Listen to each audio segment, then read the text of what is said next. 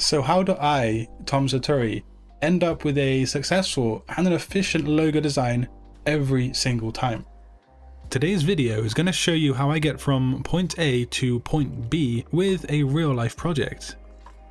You're going to be able to learn some essential skills for successful logo designs.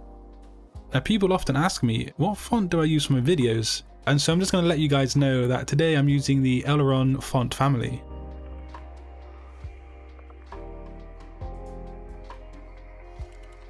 Discussing the project with the client early on is really essential. You need to know everything about the client, their business, and also their target market. Now, every single project obviously needs a client, and so let's learn a thing or two about this specific client for this project that I worked on, and where it's going to take us along the journey of the logo design process. The client for today's project that we're going to be looking at reached out to me first. They described their situation and the niche that they operate in. Even from this initial early message, I pulled some keywords of interest that are going to help me later down the line to better understand the project. So obviously Jiu-Jitsu is one of them, and then teaching people, team, strong, and community. These words all describe the business and the overall feeling of the brand. And trying to think of the project in this way early on really will help you later down the line in the project.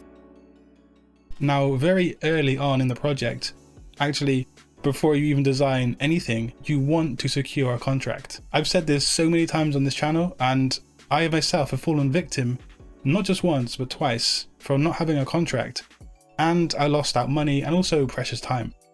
So guys, if you want to familiarize yourself with how to actually use a contract and how to form one, I've got some videos at the end of this one all about contracts and graphic design.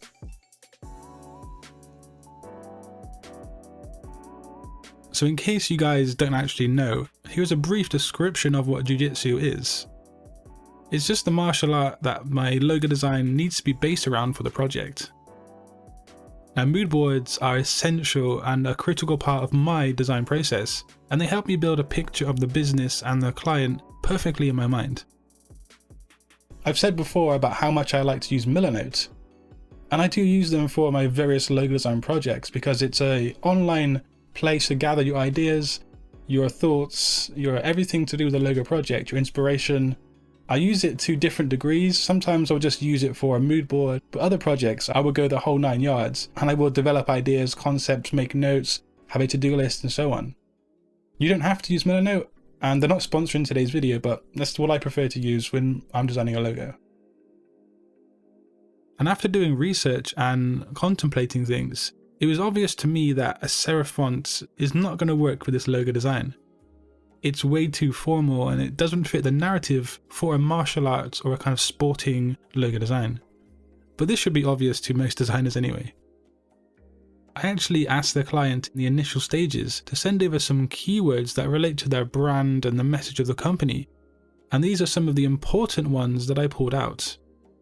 These keywords will help me build concepts later in the logo design process, and you yourself should aim to get these words from your clients as early on as possible. Now, one thing to note is that these keywords, they need to resonate and they need to make sense to the target market. So as an example, in this specific project, people who are going to sign up to a jiu-jitsu school or a class are going to want to have a sense of, community, togetherness, teamwork. And of course, it comes across as being strong and, robust in nature, because you don't want a weak or a kind of soft teacher or class when it comes to martial arts. So always think about the keywords relating back to the target market when you're designing a logo. Now, I didn't know a whole lot about Jiu-Jitsu when I embarked on this project. I knew a thing or two about it, but I wasn't someone who knew, the whole martial art inside out.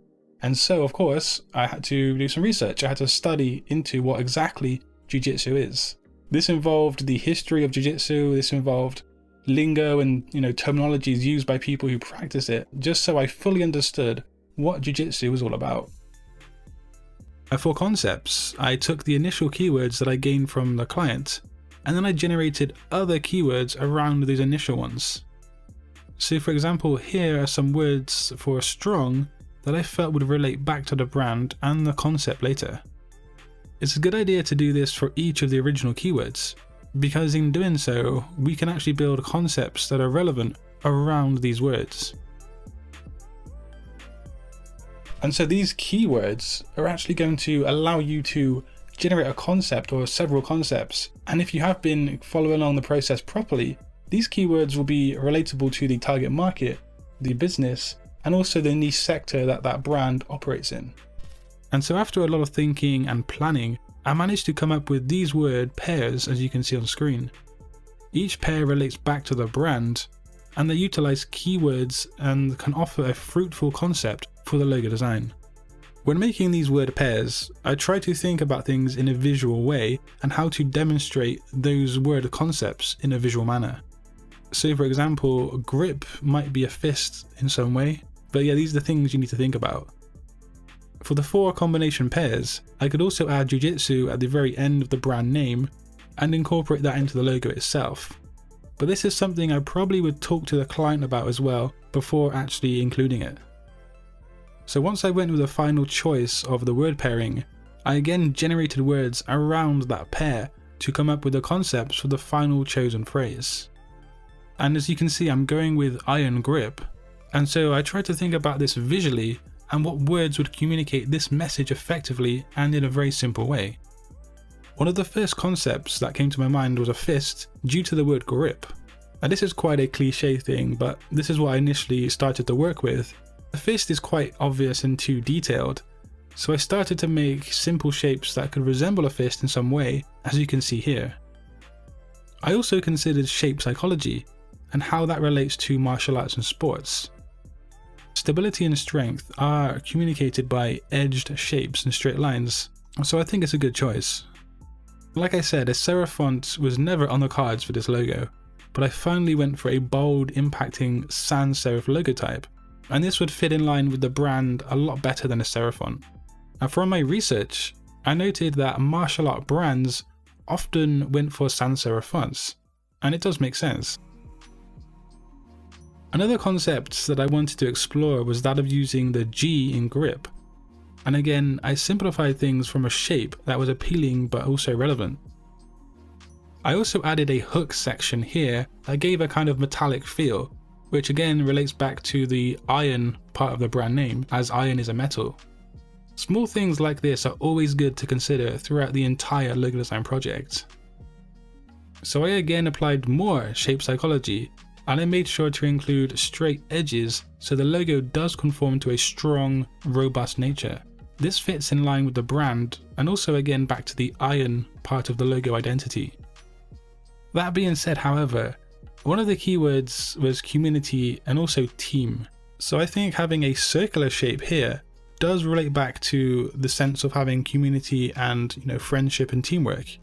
This is again shape psychology, and it is actually quite important. So I was headed in the final direction for the logo, and I felt that there was too much negative space right here.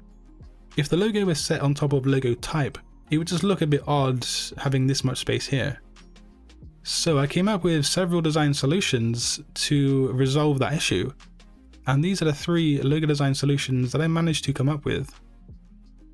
Each of them have qualities relating back to those keywords and also the brand. And the client and I finally settled on a design solution, and we were both really happy with it.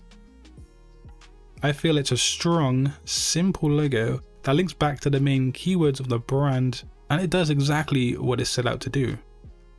And so there was today's logo design process video using an actual project that I worked on last year back in 2019. What did you think of the final design outcome, and what did you think of today's video? I do read all of you guys' comments, so let me know what you want to see on the channel, and I will do my best to make that possible if I feel it resonates with most of the audience who watch this channel for graphic design resources, for tutorials, inspiration, and everything else. But of course guys, until next time, design your future today.